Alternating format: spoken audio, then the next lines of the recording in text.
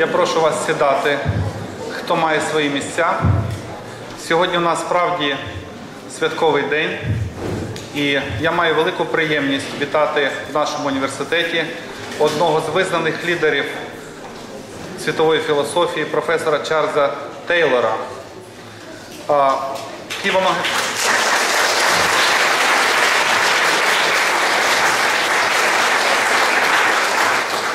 Києво-Могилянська академія переклала 3 його книжки. Це «Джерела себе», «Етика автентичності» і 3-я книжка «Секулярна доба». Костянтин Борисович, покажіть, будь ласка, яка, власне, тільки забрана з друкарні. І це, можливо, найважливіша книжка професора Чарльза Тейлора. Його лекція буде мати назву «Розмаїття значень, секуляризації та релігійності сучасного простору». Але першим я хочу запросити до слова його високоповажність пана посла Канади, пана Троя Лулашника. Будь ласка.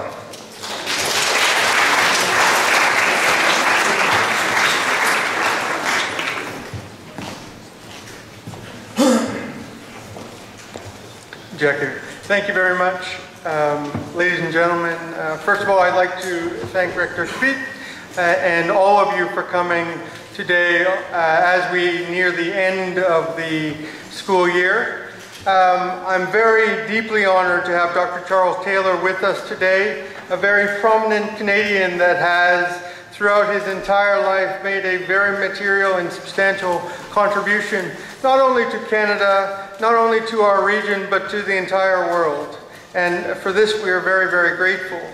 And it is particularly salient and poignant that he is here in Ukraine.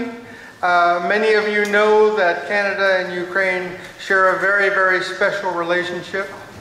For over a century, Ukrainians have come to Canada to build new lives, and they have enriched our cultural, political, and economic mosaic.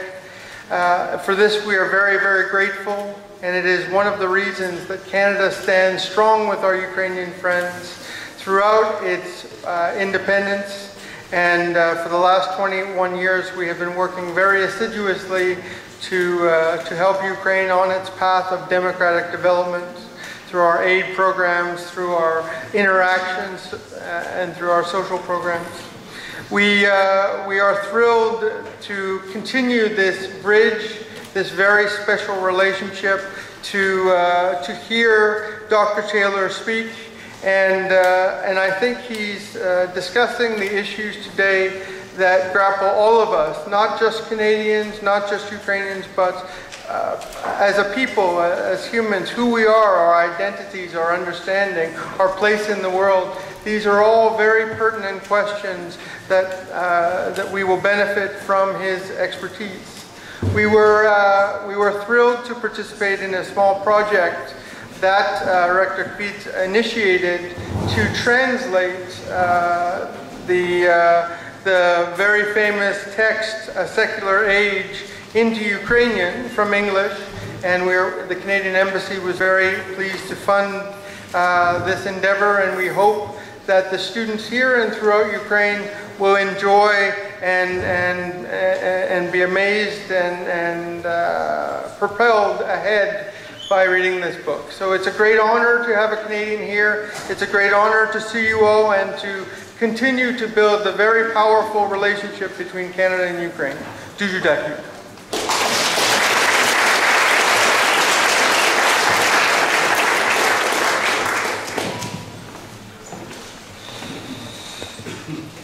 Monsieur l'ambassadeur,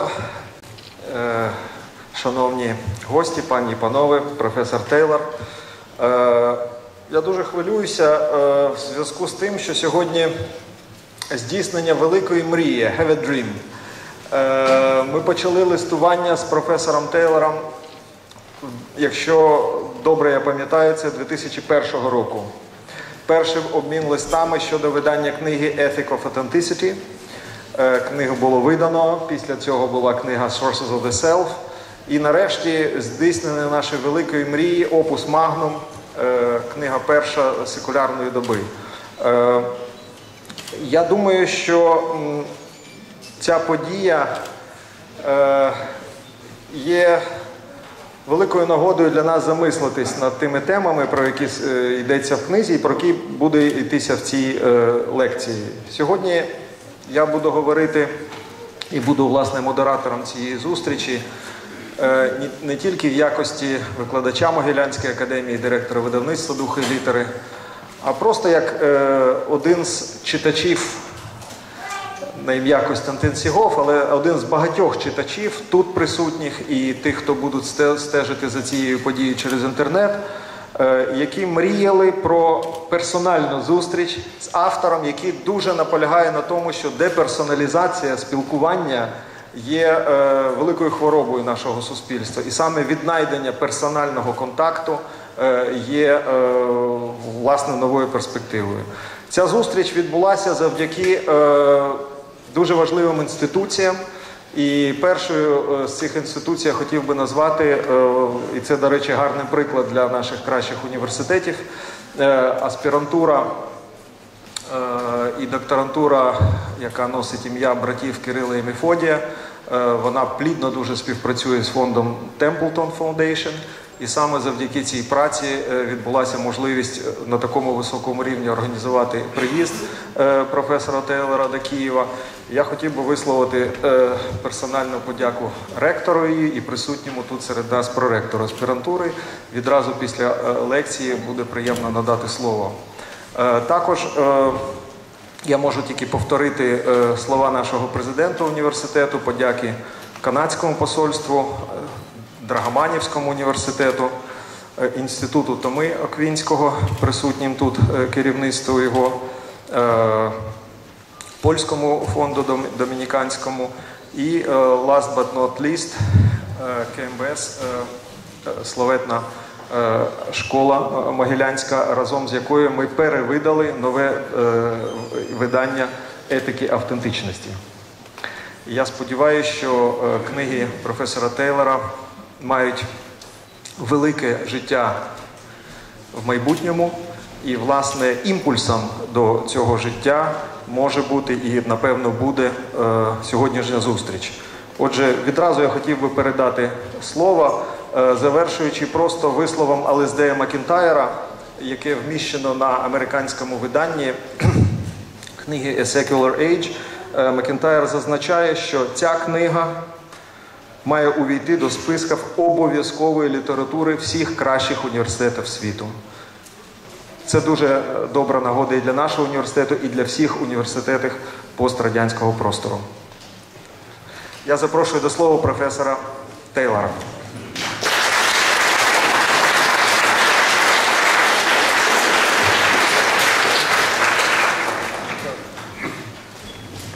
So, Mr. Director, Mr. Ambassador, and our friends in Duki Lítera, particularly Konstantin Sigov, and friends and colleagues, I'm really very, very pleased to be here. I'm going to repeat what I said, I think, earlier this week at another occasion, that what I'm going to be talking about here and what Jose has been talking about is a set of ideas which is in full development. It's not finally clear. We're still struggling with some issues. And the principal way that we can move forward is to talk about these issues in a different context. We're always prisoners a little bit of our own context, and so we have a too narrow view, and when we speak about these analogous developments in another context, we get another angle on it. And so this is, for me, a very important experience here, and I'm very, very pleased to be here to talk about this. So what am I trying to do? Well, I'm trying to cast a little bit of light on what we mean by the term secular, at least in the way it's been used in starting off in the Western Academy in theories of secularization, because as we examine it, it's not entirely clear. It has a lot of fuzziness in it. And I want to look in a minute at 4 developments that have been considered to be processes of secularization. But before I get to that, I want to just make a linguistic remark about this term secular. It's a Christian term. It's actually, I would think, a Latin Christian term. It comes from Latin Christendom in a particular use that it has. And what's interesting about it is that it's a term about time, about kinds of time. The seculum, it's the aeon in Greek, and viek in Slavonic, I think.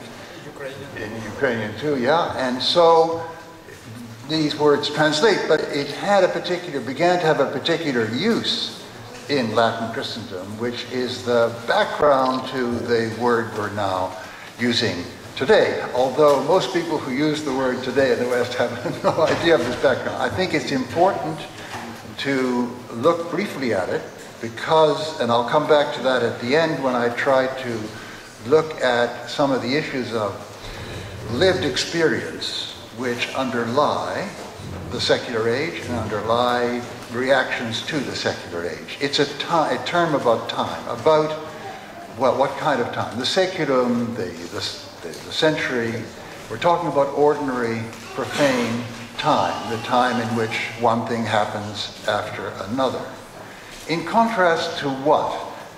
Well, in Latin Christendom, or in all Christendoms, there's a contrast between our life in ordinary time and the relation to eternity, particularly eschatological relation to eternity. So it's time as against, if you like, eternity.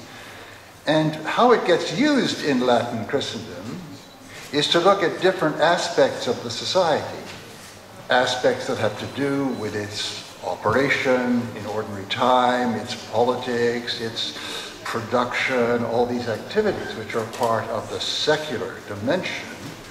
And then there's something beyond the secular dimension, sometimes called spiritual, sometimes called eternal, and so on, which is those aspects of the society that are related to this attempt to move towards eternity, to be related to eternity.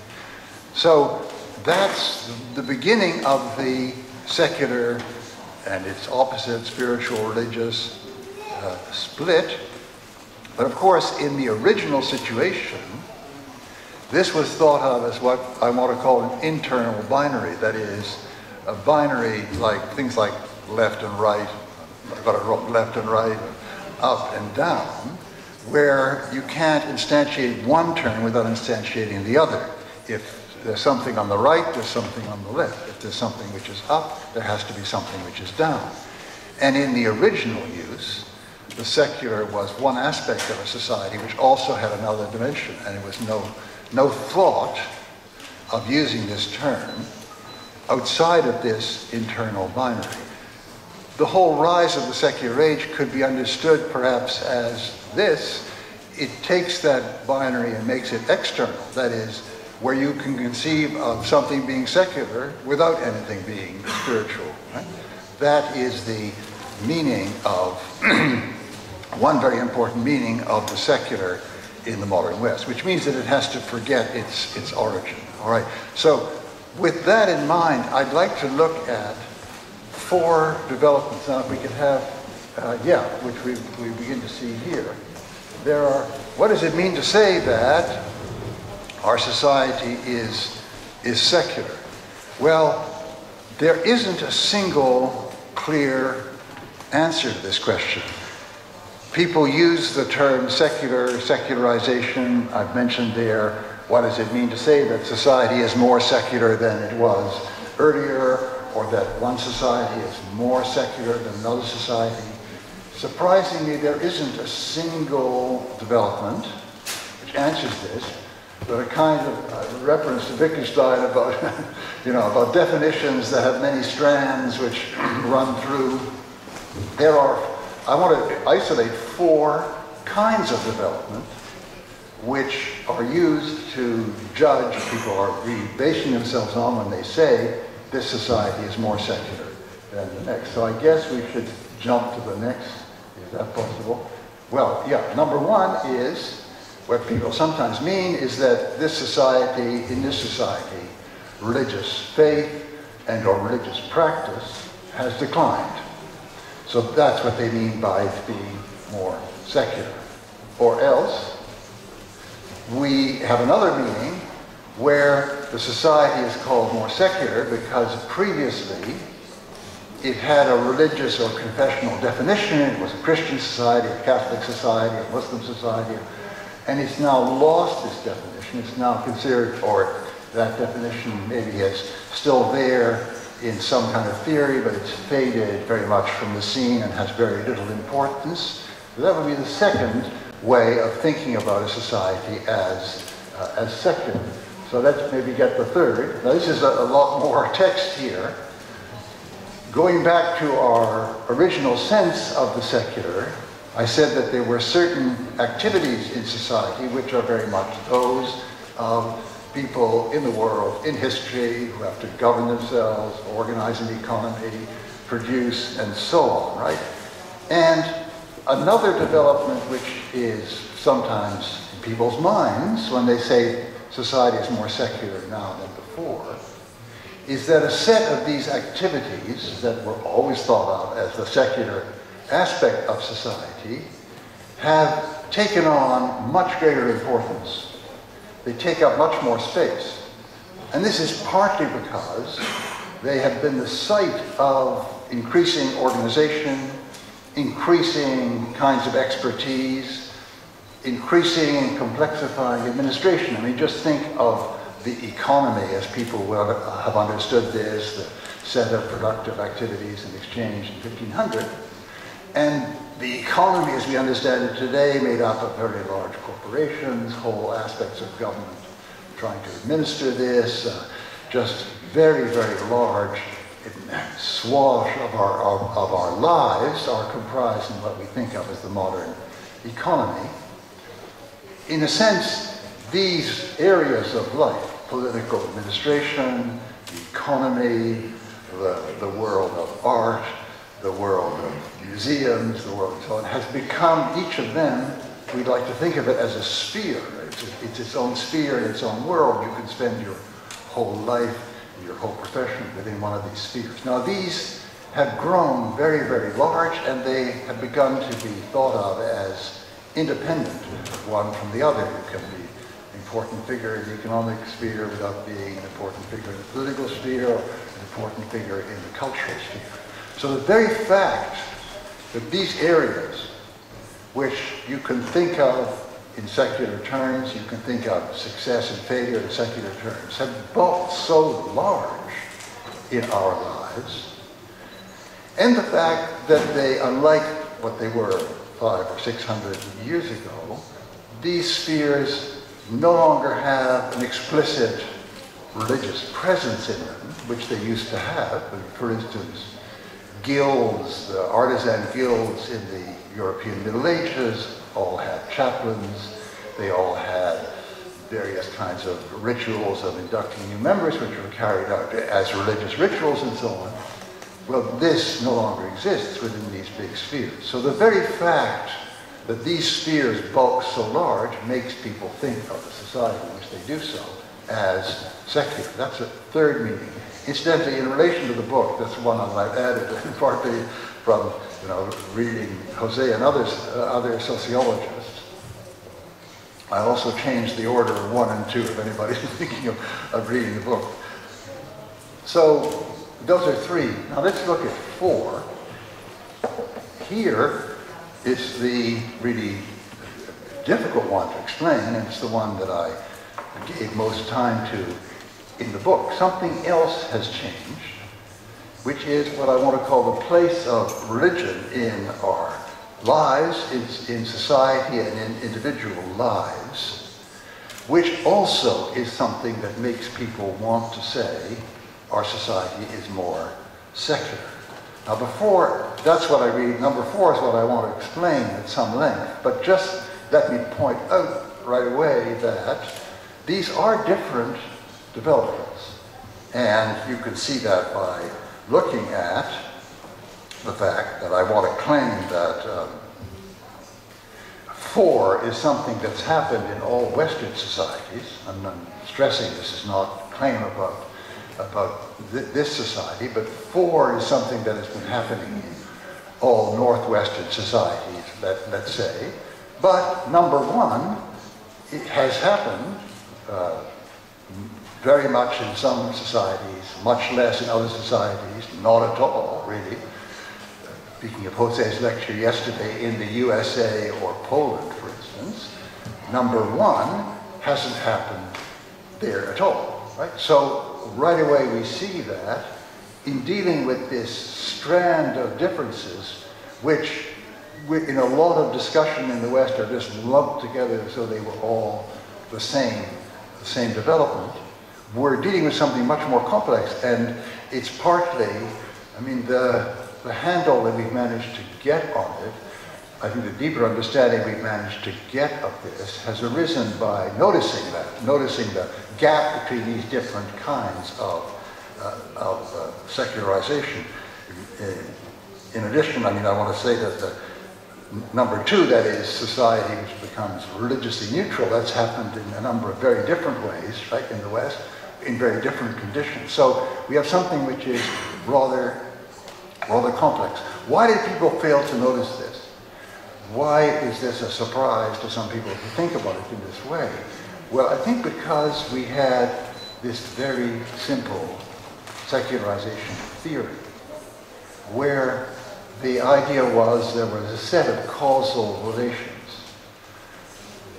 Modernization, you know, the set of changes which we lump together, the rise of the modern economy, the rise of the bureaucratic state, greater mobility, large cities, and so on, science, technology. Modernization brings about secularization in the sense number one, that is, it brings about inevitably a decline in faith and practice. Decline in faith and practice facilitates number two, that is the evacuation of religion from the public space. And then, of course, number three is thought to be just entailed by that. And number four is something that was off the screens of this earlier secularization theory. It was a very simple theory. Its only defect was that it was wrong. I mean, it didn't fit the facts. But it was beautifully simple, a couple of simple causal relations. Modernization produces decline of faith and practice. This facilitates the modern secular state. So if you have all those links in your mind as obvious links, you don't need to make these distinctions. It seems to be unnecessary. It's only when you see that the links don't hold that you begin to be puzzled by it. All right, so let me try now to show the importance of bringing out number four. So perhaps number four is there, right. And here, I should have spoken to the interpreter I'm addressing here at the moment. I had this word unbundling. Let me try to explain, and I hope that you'll find the right Ukrainian word for this. Things were bundled together in our past in two ways. What do I mean by that? Well, let's look at the situation in European societies in the 19th century and earlier, early 19th century or even middle 19th century. In the European as against the American, let's look at that case. First, these were confessional states. That is, in general, the norm was belonging to a given polity was to belong to a certain church, which was the established church or the national church. And there were some polities which had maybe two confessions, but even they, like in the Netherlands, were organized in such a way that there were two elements of society that were all organized around their faith positions. So one kind of bundling, that is one kind of connection, was that you're belonging to the state, you're belonging to your confession, you're having a certain ethic, you're having a certain idea of civilization. All that was closely linked together. It was sort of one thing. Now, there was another sense of bundling, which I also want to talk about, which was obviously causally related at first, but wasn't exactly the same. And that is the bundling of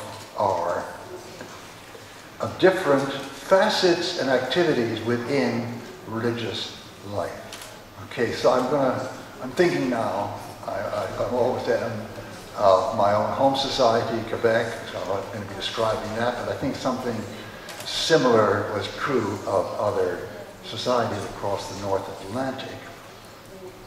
That you have different kinds of activities. Just think of life in a parish in Quebec in the 19th century. What's going on? Well, there are a great many things going on. There is the weekly liturgy, obviously, the central mass of the community. There are also all kinds of religious organizations, sodalities, les enfants de Marie, and so on. And each of them has their festivals, so they're the festivals that belong to that, right? And then there are the great festivals of the year, Christmas, Easter, Corpus Christi. And then there are special activities like pilgrimages. And then there are special forms of devotion where people felt a need to develop spiritually and took on some kind of special prayer or special discipline or regular mode of devotion. These were plural. Now, these were not all undertaken by everybody, obviously. You know, some people did a lot of this and less of that and vice versa. But they were all understood as part of one single religious life. Right? They were clearly, they formed a kind of package. If you were in this world, you recognized the importance of the other things, even if you weren't doing them all the time, or most of the time. Now, these two kinds of connection together, I'm calling it bundling, come unstuck, come unbundled. In the, you know, sometimes over a longer period, but certainly within the 20th century, and even more clearly within the second half of the 20th century. All right, so you may think that this is an oversimplification because I'm looking at Quebec and so on, and I'm looking at Europe. It's true that the situation was not the same in the United States, which had from the very beginning denominational differences and therefore plurality of positions. But this only gradually evolved into what we understand today as a secular society, because at the beginning it was understood that this was a Protestant Christian society. And the United States went through various critical moments when it had to allow that this plurality had to be extended beyond that, Catholics, Jews, then to non-believers and so on. So it was a kind of gradual evolution. And there were also the other great exception, obviously. There were movements of unbelief, of anti-religion, very powerful movements, some of them even politically successful, like in France in the Third Republic. But interestingly enough, these did not break totally with the, if you like, the formula, the template of the confessional state.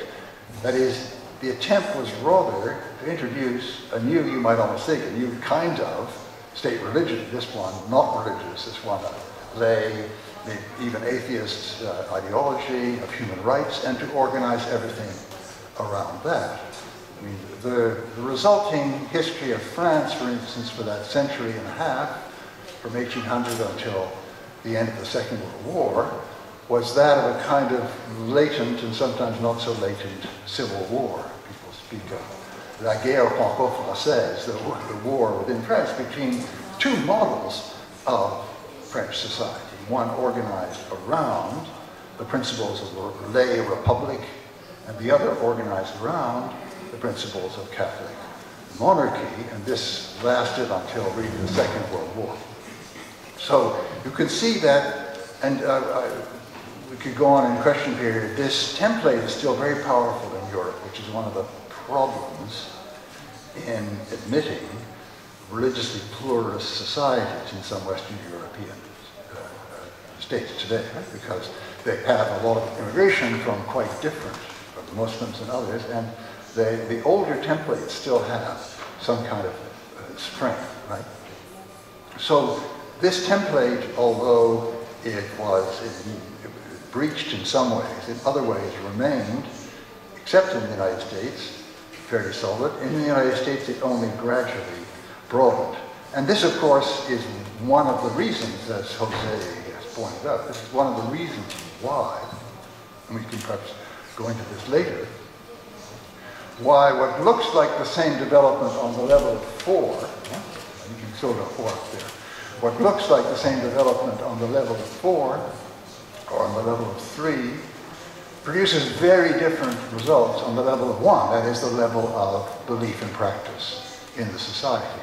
The very fact that it happened in this long, extended way, which gave great scope to new, as it were, new developments, new invention, new explorations of spirituality in the United States, meant that the kind of pluralization which occurred was very different from the one that we see in West European societies. It had opposite effects on the level of faith and practice. We already can see the advantage of separating these out. But let me now talk about the second unbundling. The second, that is, the way in which what used to be lived, again, in extreme form perhaps in my society, in the society of my childhood, the set of activities that used to be lived as part of a very tight package, now just cease to feel like that, be experienced like that, and be lived like that. The unbundling, I want to do two things here in talking about this unbundling. I'd like to look at the phenomena of, if you like, unbundled religion in the modern West, and then some of these phenomena actually extend beyond, so I will just look elsewhere. And then I want to talk about what I think drove the process in the last century in the modern West, and then we'll be able to look at the resulting situation and see, what is relevant to your situation here, and so on. Well, some examples. For instance, we have in our contemporary world religion or confession as a political marker, as the marker of political allegiance, around which it can be mobilized or mobilized in forms of resistance against outsiders. But in some cases, this very strong sense of religion as a marker is unconnected from devotion, regular practice, the rites of passage. I should have mentioned that as one of the things that are bundled together in my ideal parish in Quebec, the rites of passage of baptism, marriage, funerals, and so on. So religion as a marker can become unconnected from those altogether, or unconnected from some elements of those. So you get, for instance, some Europeans today, European politicians and others who say, well, no question of inviting Turkey into the European Union. But why not? Well, I mean, this is a Christian civilization. What they mean is, it's historically that. So it's this particular confessional religious allegiance is operating as an historical marker. That's where we came from. Those other people didn't come from there, and therefore we're going to have great trouble understanding each other with them, assimilating them, and so on. But you see, this is totally different from, let's say, another obvious example is the Polish case in which it was indeed a marker of mobilization, but it went along with that very much bundled religious life in Poland. Here it's been unbundled. It's been now, or there are cases that are like that, slightly different. In a large part of Scandinavia, people massively go on belonging to the national church. They go on using the rite de passage, the rituals of passing from one stage to another, including confirmation. But if you talk to them, they say, well, this has nothing to do with faith in Jesus Christ. It's become very much the church forms have become markers of a purely, if you like, for those people, lay, or we would say secular, identity. So there is, and then you get all sorts of intermediate cases where it gets much rougher, like in the ex-Yugoslav republics, where there became really battles between different groups who were, again, identified by their historical religious markers.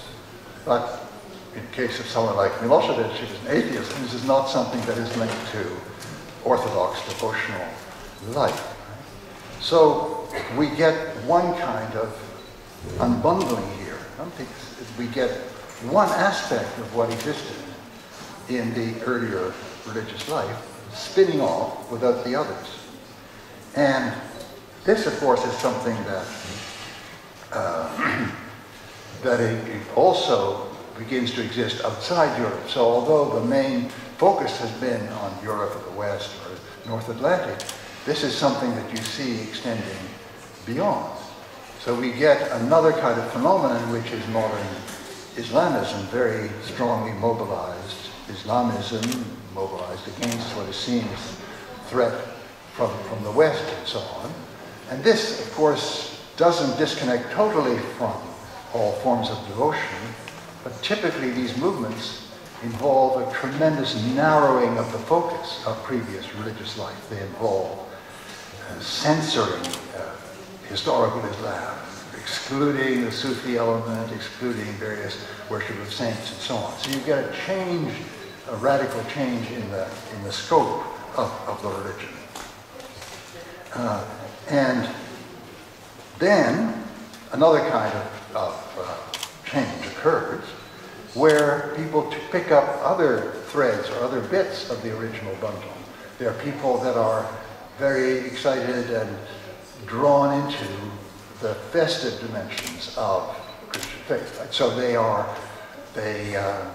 go on pilgrimage to Santiago de Compostela, right? But are they Catholic? Well, not necessarily. Are they really celebrating St. James? Well, not necessarily. There's a whole gamut of cases here. Or they are very excited by, again, the festive dimension, big moments like World Youth Day, John Paul very successfully held. There again, people are drawn into that, but not necessarily to other aspects. I mean, some friends of mine who are sociologists in France tell me that there are a lot of people who are in some sense Catholic, but their connection to the church is primarily through these festive occasions. And there may have liturgy on the occasion of these festive occasions, but they're no longer existing within a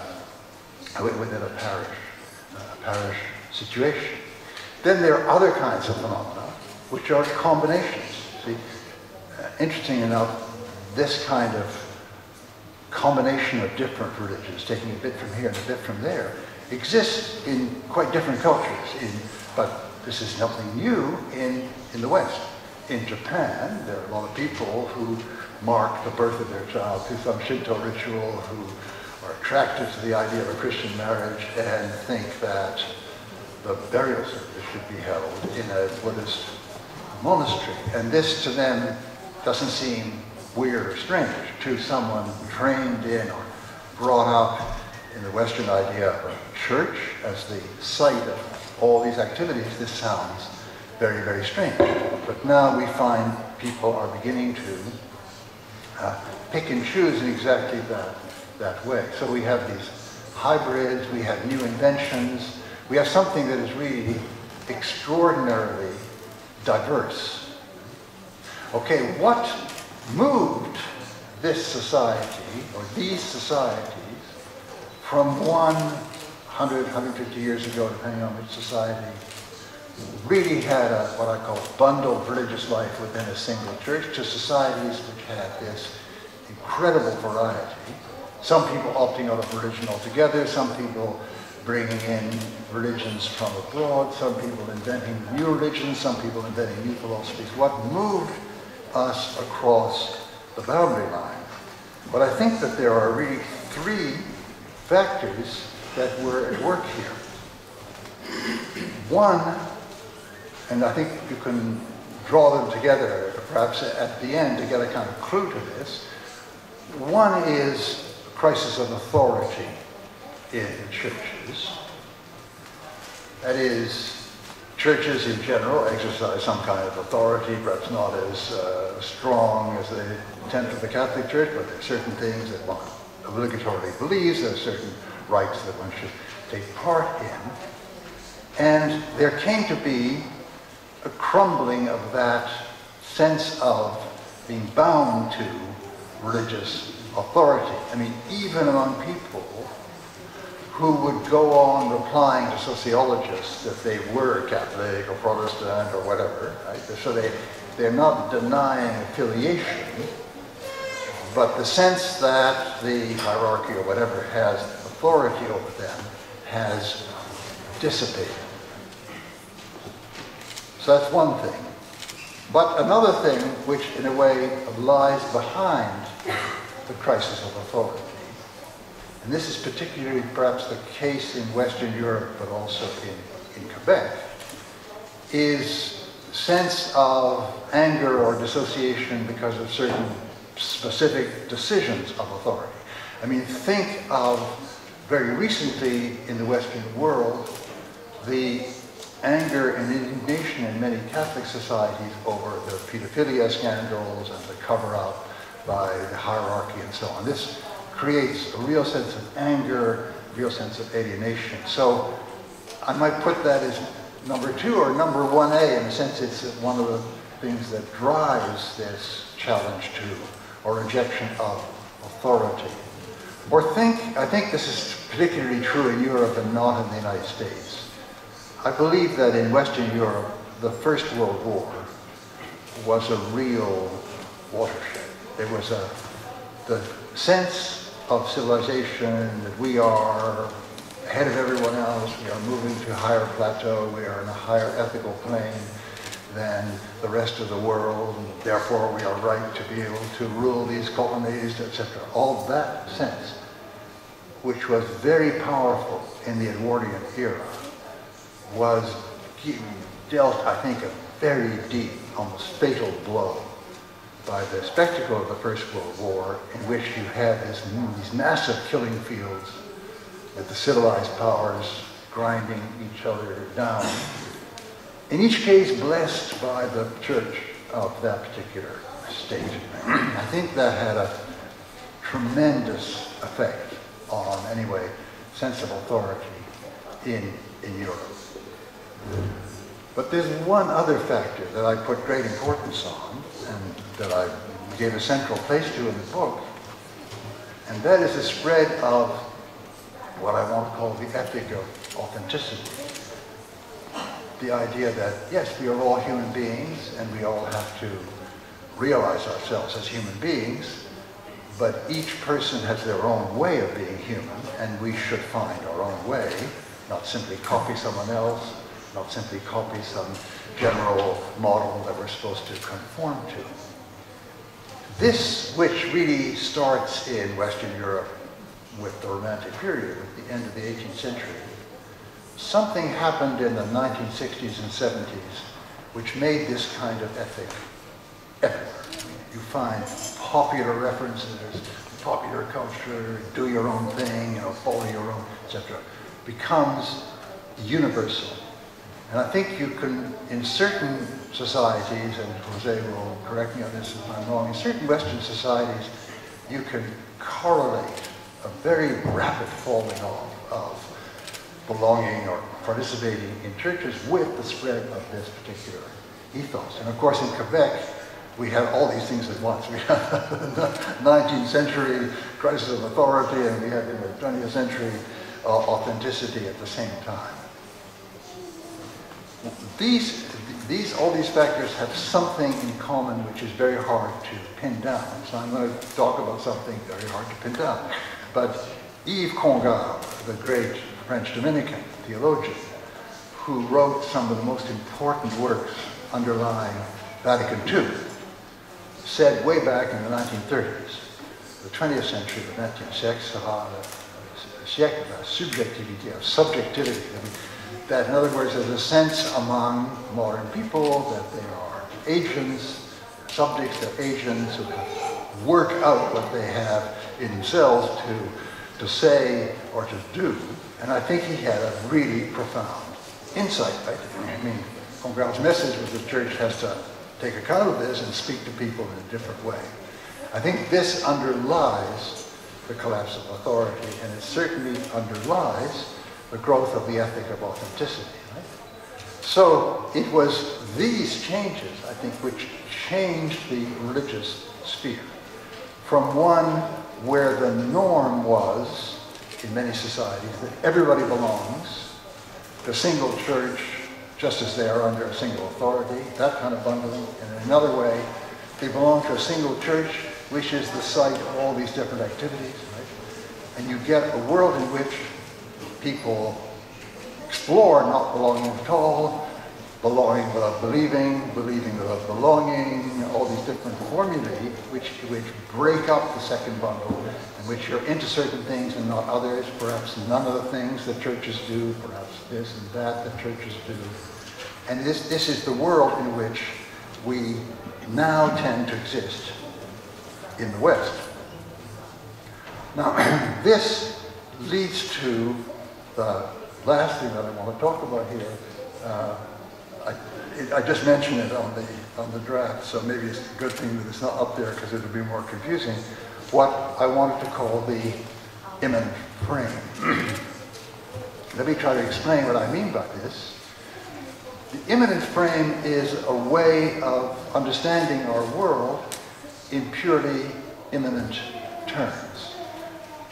Positively, it consists of something of this kind. We understand our universe not in the way of the old cosmos with levels of being of the old centuries, but we understand our universe roughly in the way that modern natural science does. I mean, none of us quite understand that, quarks and these things, but we have some idea that it's a vast set of impersonal laws which govern this universe and which make it what it is.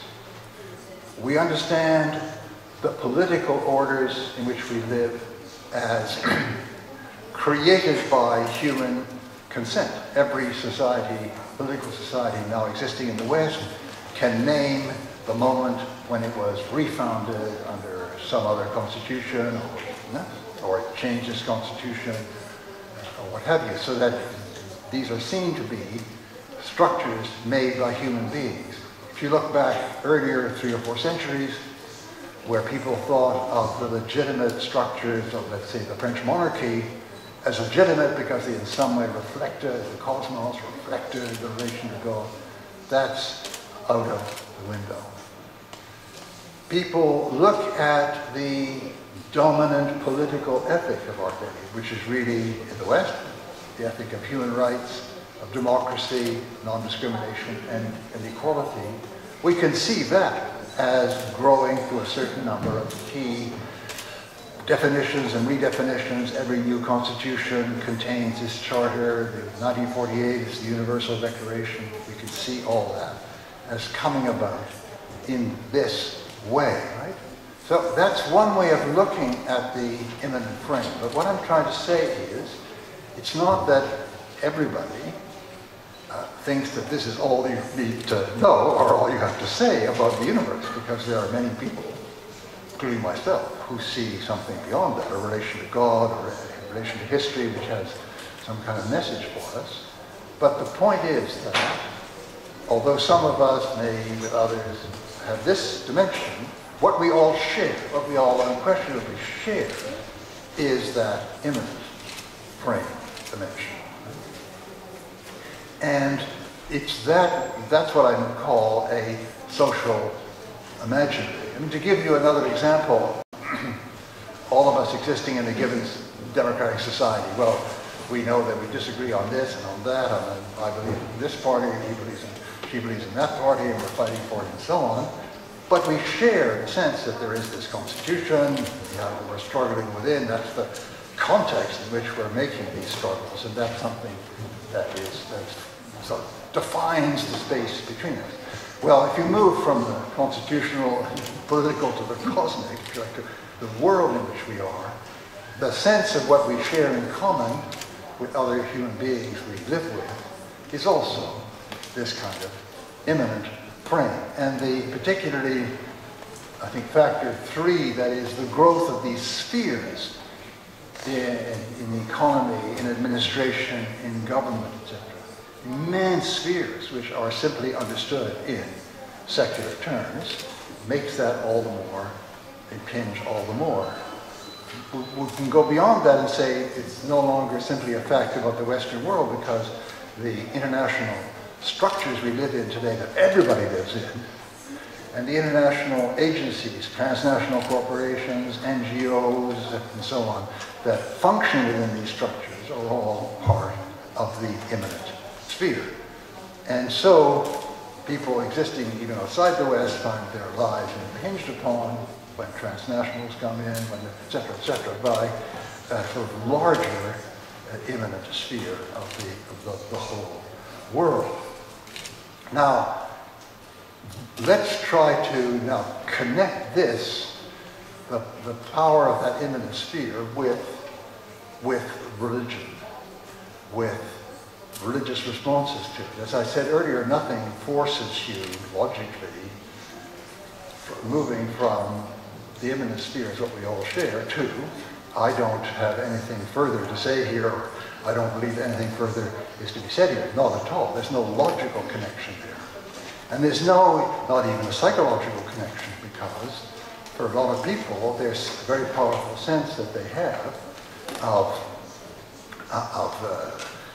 their need for some religious faith, or their commitment to some religious faith, easily allows them within this world to carry out that faith. But I want to try to connect this immanent sphere with different ways of living it. And we can maybe try to ask ourselves why some of these ways are more important in some places than in others. And here's where we come back crucially to the original definition of the secular as a notion about time. I think you could say that the way of operating within these large bureaucratic or economic structures, within our science, our technology, the way of operating encourages a certain way of inhabiting time, or you might almost say a certain way of not inhabiting time. In order to see this, let's look back again to the past at ways in which, for people, what they then would have called, also in the West, secular time, wasn't the whole story. It wasn't the whole story because there were other kinds of higher time that they recognized. For instance, I mean, there's a time of kairos, of the kairotic time, the time at a moment when everything turns and changes because of certain key developments which send history off in a new direction.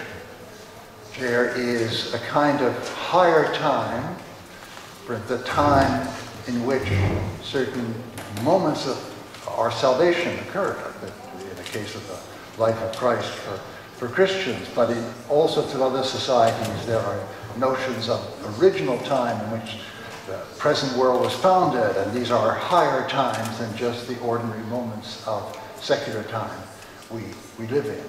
And then there are these strange kinds of propinquities within secular time because of higher time. That is, when we go on a pilgrimage or a high festival and we reach our goal and we finally have whatever liturgy we have, the whole sense here is still today the whole sense, but it was formerly shared by everyone, is that we're somehow getting closer to these higher moments. When we celebrate Easter, we're getting closer to that original Easter than we are, we're in some way closer to the original Easter than we are to last week almost. So that the primacy of secular time, which is a kind of democracy of moments where each moment is of equal value, each moment is no more important than another moment, everything is on the same footing. The priority of secular time, of profane time, was profoundly breached in the religious consciousness of earlier days, right? Well, now we have in our secular world, because of the imminent frame, a very powerful sense of the great importance of secular time. It is, and indeed, a kind of consciousness of time in which, in a certain sense, we rise beyond time, but in a very special way in modern science and technology. We rise beyond time by objectifying time. Right? So we can lay out the whole development of history, of the whole development of certain processes as occurring in secular time. Lay it out in order to understand it, in order to be able to intervene in it and change it. And it's this objectified time which is the way we relate to time so much of the time, so much of our lives. We relate to it via objectifying it. So much so that you can see in precisely this modern period rebellions against that. You can see this in our philosophy and our literature. It's very interesting. Rebellions against this objectified take on time. In the name of what? In the name of lived time. So, I mean, think of philosophers. There's Bergson, there's Heidegger, right? Which are philosophers who are working against the primacy of objectified time. Or, the extraordinary case, I mentioned these moments, these sense we have that sometimes two moments very far apart are very close together, because as we celebrate Easter and the original Easter are brought closer together, even though they're very far apart in profane time. Well, in the work of Marcel Proust, you get such extraordinary connections across time, and it's part of the tremendous power of that work, I think.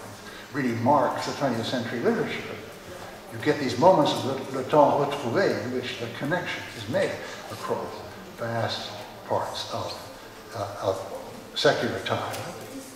So secular time isn't the last word. Well, now, if we come to the religious consciousness, to what extent are we satisfied, can we be satisfied with living time in this objectified way? Well, if we're very much into we're very excited by the idea of controlling our history, of controlling the world, of changing things and ordering them, then this will be a very exciting prospect. And it's possible to combine that with a very strong moral set of principles. I mean, we want to control the world and organize it precisely because we want to realize certain moral principles which are otherwise being neglected or violated. Right? So we have this one way of being very excited by that. But in all sorts of other ways, you find that this is deeply unsatisfying to people. And it's really there that you can see the continuing impulse to relate in another way. There's a revolt against this kind of objectified notion of time by people who are deeply perturbed by our relationship to nature as simply controlling it, all the dangers of that, all the violence it does to us as human beings in our proper nature. You can see a whole ecological dimension of the rebellion against the primacy of this objectified time. So people living in the imminent frame, exactly, but with that sense, right, they are stimulated to go beyond the imminent frame. The imminent frame produces in them exactly the opposite reaction from the one of people that are very excited by the idea of control. It produces in them the desire to go beyond this, to understand something more, and so on. So there's the ecological movement. There are various movements which take the moral side of those who want to remake the world, humanitarian side of it, and are deeply perturbed by certain aspects of it. That is, by ways in which this objectified approach doesn't really take account of the if you like, the human particularity of the people that are supposed to be beneficiaries, or the way that it doesn't, as it were, invite these people in to co-determine the various humanitarian acts. And we always find that, regularly, that our humanitarian impulses can be deviated by various bureaucratic and other structures, right? So there are people that are deeply disturbed by that.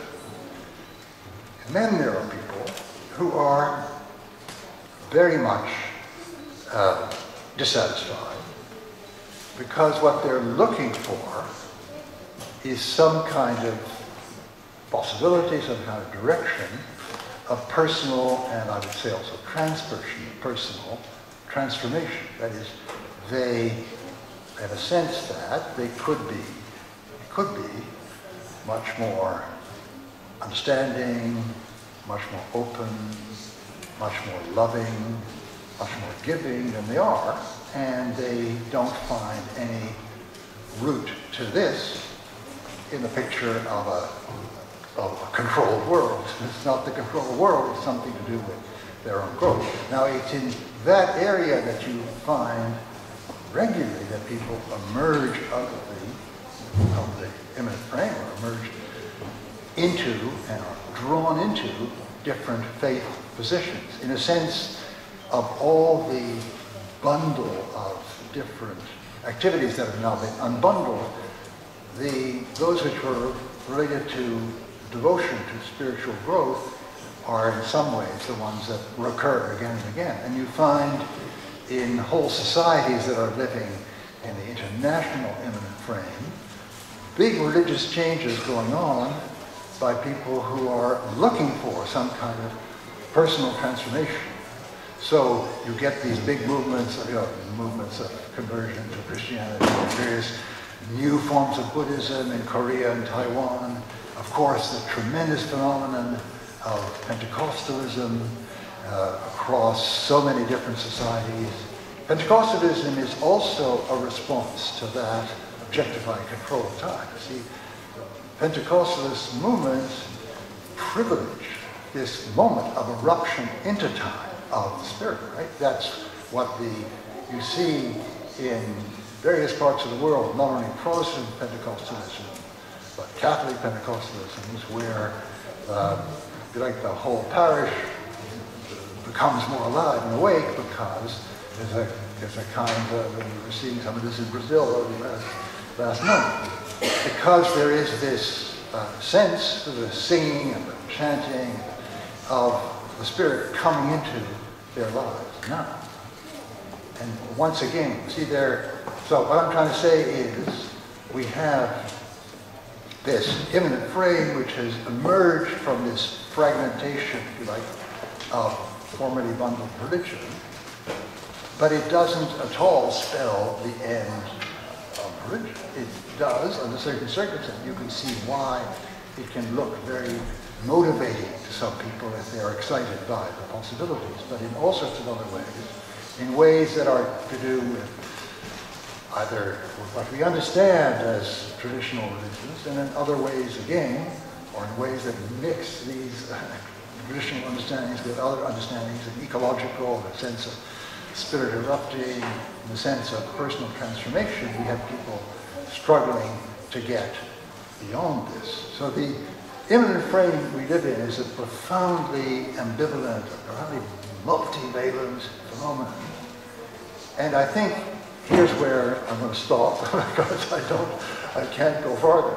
But I could imagine our looking at this more closely and understanding better why, in some cases, this frame is responded to by very vibrant religious renewal or religious new forms, and in other cases is responded to as normal, it's the way things are, you can't challenge it. If we had some greater understanding of that, we would be, I think, in a much better situation, and I feel that as we move forward, we're on the brink of it. So thank you very, very much for your attention, and you see why I really need, we all need your feedback here. Thank you.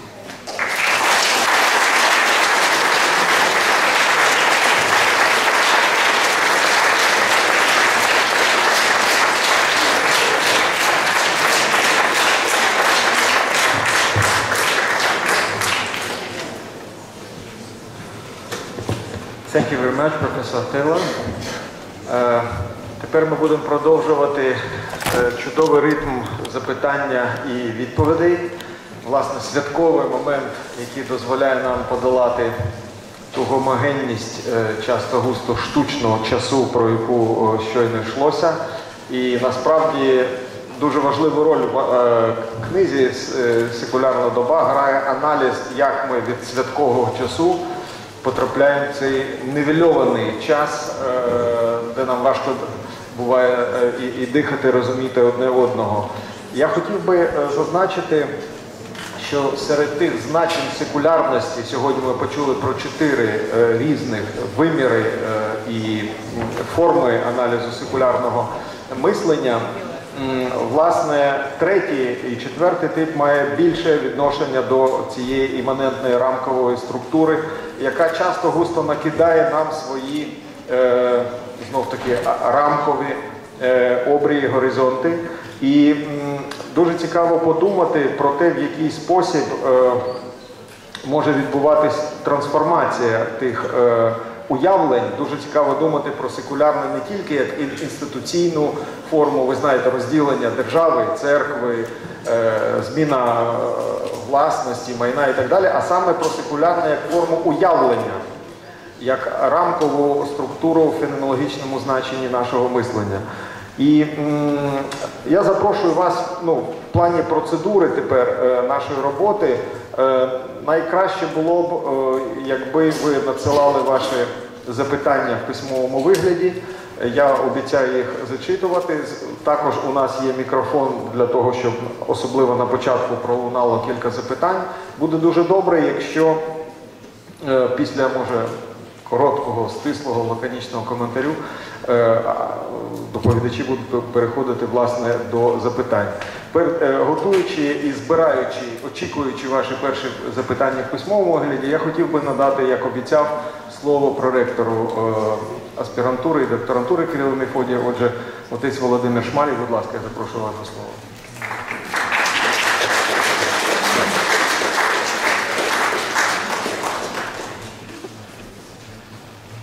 Dear friends, dear colleagues, first of all I'd like to express my sincere gratitude and admiration to Professor Taylor for his brilliant and inspiring lecture. I also would like to use this opportunity to say words of thanks to Kyiv-Mogilянська University for co-organizing and co-sponsoring of this outstanding event. Today's lecture crowning a very important project by Lítera of translation and publishing of Professor Taylor's opus magnum, Secular Age.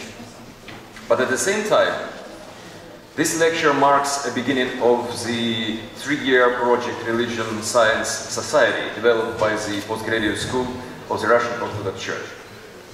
This educational and research project implies inviting 15 prominent Western researchers, sociologists and philosophers of religion and theologians for reading lectures and leading research seminars and conferences in Russia, Ukraine and Belarus.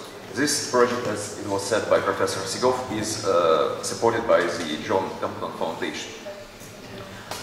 Few words about this project, because it's important context for this lecture. Why Postgraduate School started this project?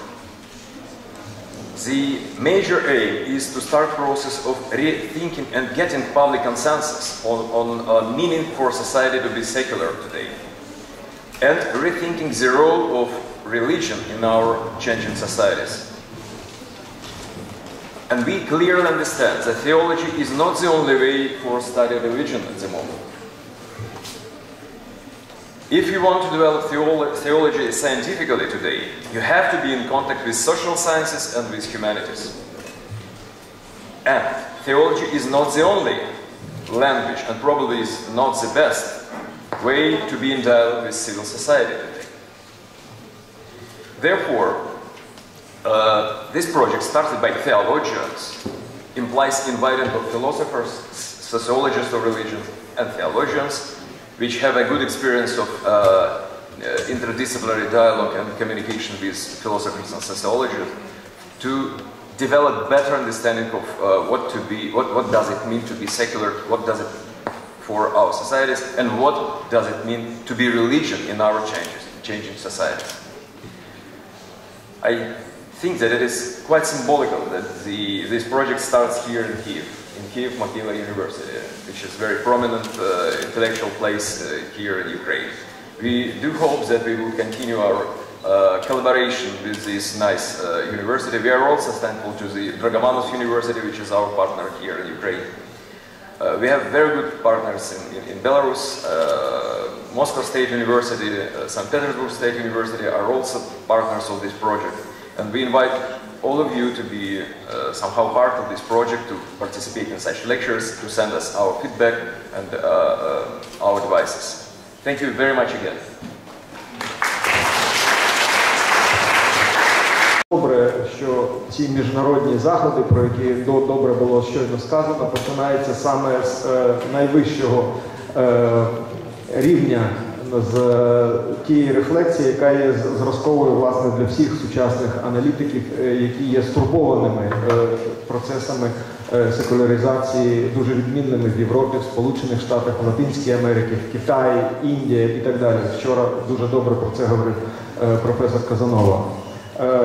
Я думаю, що важливою рисою нашого аналізу і сприйняття тих ідей, які щойно формулював професор Тейлор, є контекст України.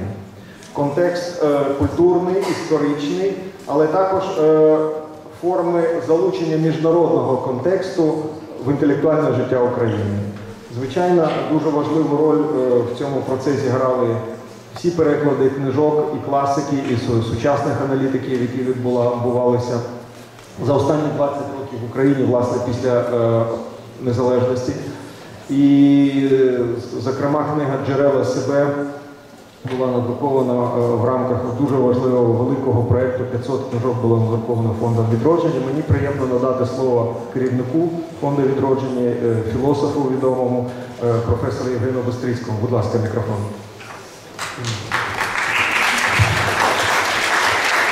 І, власне, фонд «Відродження» також має безпосередню участь до організації цього нашого заходу. Thank you very much, Kostya, and I would like to say that this was inspired by your lecture, by your presentation, Professor. Here I am not the director of the International Renaissance Foundation. I represent the Institute of Philosophy and one of the departments of that institute, and I would like to change the register of our discussion from the pure religious issue to more philosophical ones, if this allow me. I would like to try to formulate what I heard from you right now. I read the book, I looked through the book, and some chapters I studied, but I would like to concentrate now on the this core idea of today's lecture. As far as I understand, the religious or in secular age, is a kind of the tacit knowledge, of background understanding, a kind of the pure schemata of our, this worldview. I mean, first of all, it relates to the Atlantic civilization, North Atlantic civilization. This is, this land of Christendom, as you stated. Yeah, absolutely, I'm absolutely clear, but in Ukraine, we have a kind of two origins of our presuppositions of our worldview, of our understanding. First is Christianity, of course, this the Orthodox tradition, and the second is the informal society was Marxist ideology. Marxist is Western ideology, and this inside it had a kind of the same maybe religious, this schemata as background. And this, but what's about this? And finally, your conclusions relate to the personal level of how we could be transformed, or how we can transform ourselves. This is. Does it mean that each religious or each religion in Muslim foreign countries or European countries, give a chance to base each personality on that, you know, this is of that religious background that is there, you know, this in each civilization. I mean that maybe, you know, this in the personality or background of each personality or authenticity of the personality is deeper than just religious schemata. Like, for instance, you mentioned the Heidegger design analytics, you know, this. How is it more universal than religious tacit, you know, background could propose us to be based as personality? You know this? Because each of us has to be grounded in ourselves, you know this, as a personality. And, you know, this doesn't enough to just analyze religious background, you know, this background of understanding, you know, to ground ourselves. This is my question. Maybe we have to go deeper than religious schemata, you know, this, that you lay in the background of our understanding. This is just this question. I think that's a very, very important point.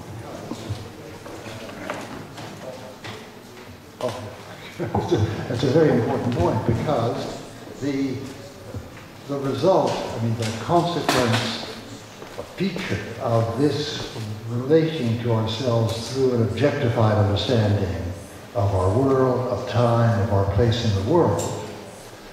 I think this is the message of certain philosophers like Heidegger and Merleau-Ponty. It cuts us off. It makes us insensitive or unaware of how we actually are in the world. So there is a certain reaction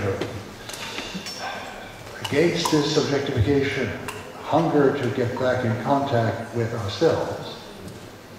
And you can't understand this reaction if you just think of the, if you like, religious objections to this. It goes much, much deeper.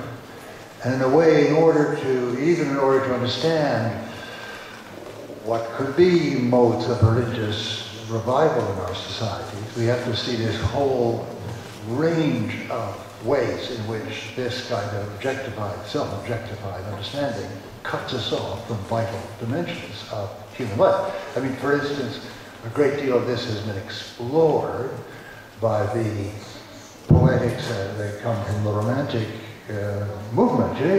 The whole set of understandings of our relation to nature that have been covered over. And then there is the sense of how of lived time and so on. All these belong into a kind of family of objections, a family of senses of unease with this objectified mode of existence. So I think we have to understand all of them and even bring them closer to each other. So, Thank you. Please, one more question. Будь ласка. Ми чекаємо на ваші записки, формулювання запитання в письмовому вигляді також. І, будь ласка, називайте імена і прізвища, формулюючи запитання. Англійською мовою. My name is David Nazar, a Jesuit priest here in Ukraine. I don't think you need the translation into English, Professor Taylor. My question asks for your thoughts or speculations on why there is such a disappearance of hope in politics at the same time that there is great yearning for, let's call it, transcendence among peoples. So we've come from a time where there were significant political leaders, whether in Canada, your Trudeau's, your Nelson Mandela's, your Gorbachev's, who were rallying points for an articulation of a yearning in people, which I would tie into much that you write about in terms of constitutions written for multi-confessional states, where God is acknowledged, where there is a kind of integral yearning towards something higher. And yet we have Arab Springs, we have a very passionate history in Ukraine for centuries. The Orange Revolution is one articulation of it, but there is such a yearning among Ukrainians for justice, for transparency, and there is no political leader who can respond to this. So my question is that it draws from what you write, is that there is yearning in people that won't die. And it is a kind of transcendent yearning. I would say in the case of Ukraine, it has quite a spiritual component to it. And yet there doesn't seem to be, in our time, leaders who can receive this, interpret it, lead from it. Even to go back to the Canadian examples, the grandson of David Lewis, the son of Stephen Lewis, has no interest in politics. He doesn't see the world being improved by politics. The son of Pierre Trudeau, they're talking about the color of his shirt and strange things about him, rather than about the substance of people's lives. So again, the question, do you have thoughts on why this yearning does not find its answer in leadership? That's a very, very difficult question to answer.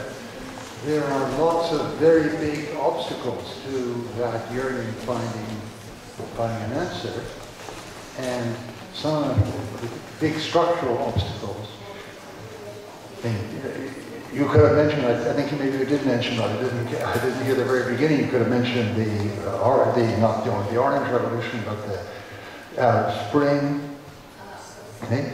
And you can see how in certain societies, like present-day Egypt, these very long-standing divisions really are standing in the way of that marvelous moment in Tahrir Square when people reached out really across the boundaries between very Salafist and more secular, between Copt and Muslim and so on.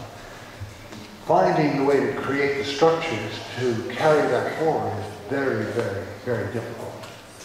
And if you look back to our societies in the West, we've got a rather sclerotic democracy in which, frankly, the power of entrenched interest, the power of money has got much, much greater. It's led to a drop in voting participation, which just increases. And so we have to have kinds of mobilization that will bring enough people together to reverse this, in which, Stephen is not, you were talking about Abby there, Stephen is not out of politics. I mean, he is, in a certain sense, because he's dedicated his life to Africa and so on, but he understands as well as the rest of us what we need here, and he's ready to encourage it.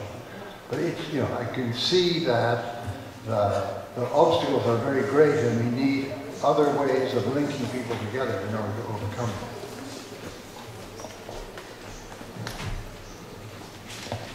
Thank you very much. Будь ласка, які ще є запитання? Будь ласка. Так, ваша рука. І ваше слово. Thank you for your lecture. My name is Nastya Tishko and I'm a philosophy student. And I would like to ask about the status of history in secular time, because you said that every moment had the same value as the other moment, and from my understanding of history, it is ascribing more value to certain moments and then combining and creating the net of the moments, which could be called history later. So, what is history in secular time?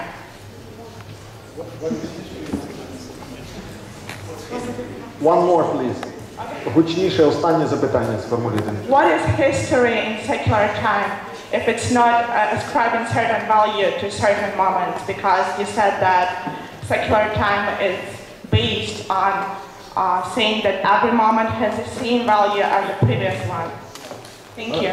Yeah, I mean, I think that history in totally secularized time, yes, history in totally profane time, you can't capture the really important moments because there is, you can try to capture it, and people think that they do because the proper role of science in that kind of objectified time is to find the recurring patterns, right? So you think that you can understand history by finding certain laws and recurring patterns.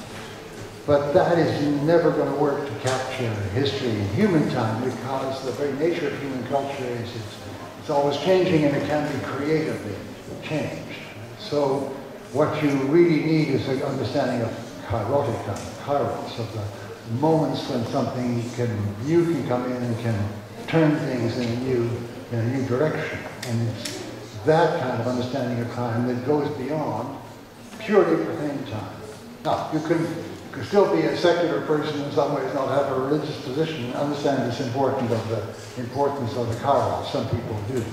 But simply profane time, objectified, will not give you an understanding, I don't think, of human history. Я дякую за цю відповідь і маю нагоду підкреслити якість перекладу. Перекладач працює у нас дуже добре, пані Наталя Монахова.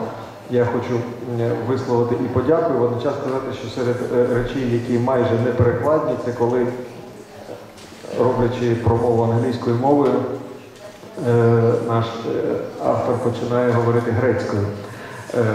В Києві, очевидно, це дуже влучно, це контекстуально, і коли йдеться про кайротичний час, то, я думаю, аудиторія, майже всі знають в аудиторії, що кайрос – це той момент, який є благодатним, сприятливим, який, власне, є альтернативою до того нівельованого, гомогенного, банального часу, де немає різниці, де немає моментів сильних і слабеньких. І я думаю, що саме ця розмова є кайросом для всіх присутніх, власне, частиною того святкового часу, який ми маємо віднатворити. Надійшло ще одне запитання. Як ви пояснюєте можливість подолання розривів у соціальному часі? Час Бога вічний і суцільний. Час особистості також зберігає свою ідентичність. Час комунікації зупиняється з її припиненням. Як зберегти ідентичність при відновленні комунікації? Михайло Бойченко.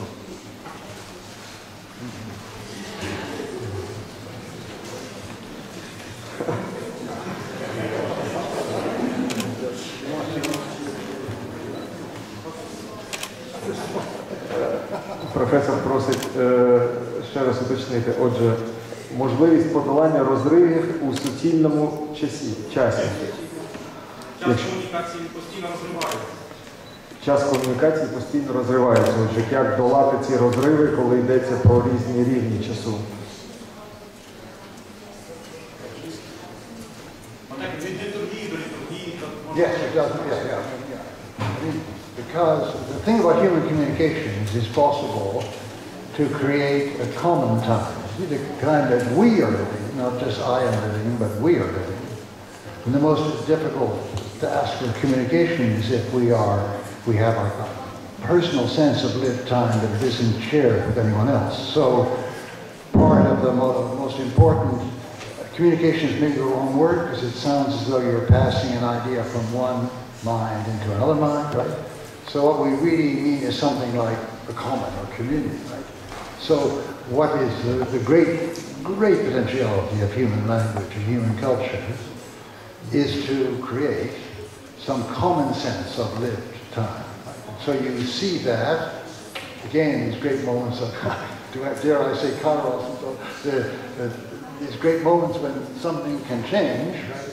Very often they arise because the people have come together and created a common sense of what their time is. I mean, again, the Tahrir Square example. Again, the people from here going to the Maidan, and the Orange Revolution are cases in point. See, that transcends the difficulty of communication, where I'm trying to explain to you what I think, you're trying to explain to me what you think.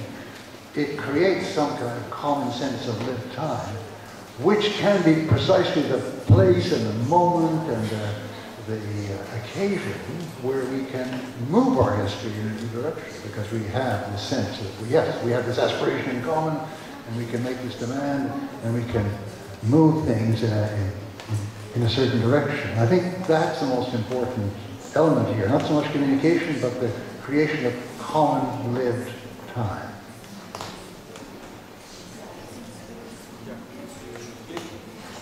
Чи є ще запитання? Будь ласка, я бачу, я буду зачитувати. Якщо є ще, будь ласка, поспішайте. don't you think that today is more important to talk on post-secular, non-secular anatomy? Yeah, so post-secular against non-secular. Yeah, perhaps. I'm not sure what post-secular means, but let me try to tell you what I think it maybe ought to mean. The problem with the prefix post is that we use it for everything and it has a different meaning. So I'm saying we live in some sense in our society in a secular age. Right? So the post-secular isn't after or outside of the secular age. The secular age I've been describing goes on existing. However, I think there is an important shift which the word post-secular is trying to capture, which is the growing realization that the original theory of the secular age doesn't work.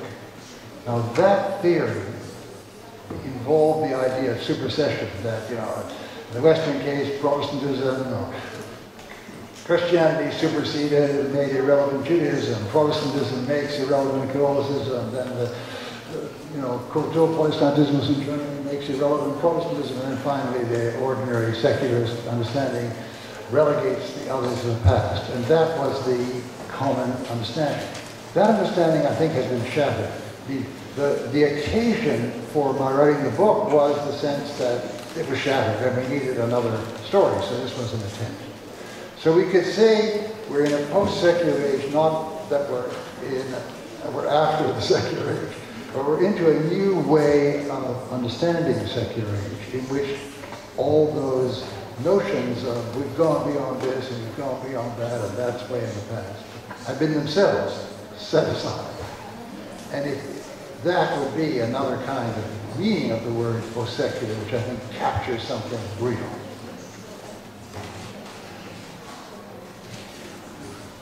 Дуже добре. Я дякую за цю відповідь. Ми почули перше коло запитань і відповідей. Я думаю, що це був дуже добрий початок свята, інтелектуального цього бенкету, який з часів Платона, на який запрошують нас мудрі люди. Тепер, я думаю, добре буде зробити маленьку перерву. Ми обіцяли нашому гостю показати бібліотеку Києво-Могилянську. І після часу цього обміну, звичайно, буде час обмінятись в аудиторії і трошки тиші, повітря. І ми повернемось в цю аудиторію о 5-й, і відбудеться, власне, презентація книги і нове коло спільних роздумів і нового кайросу. Дякую, доброго всім відпочинку.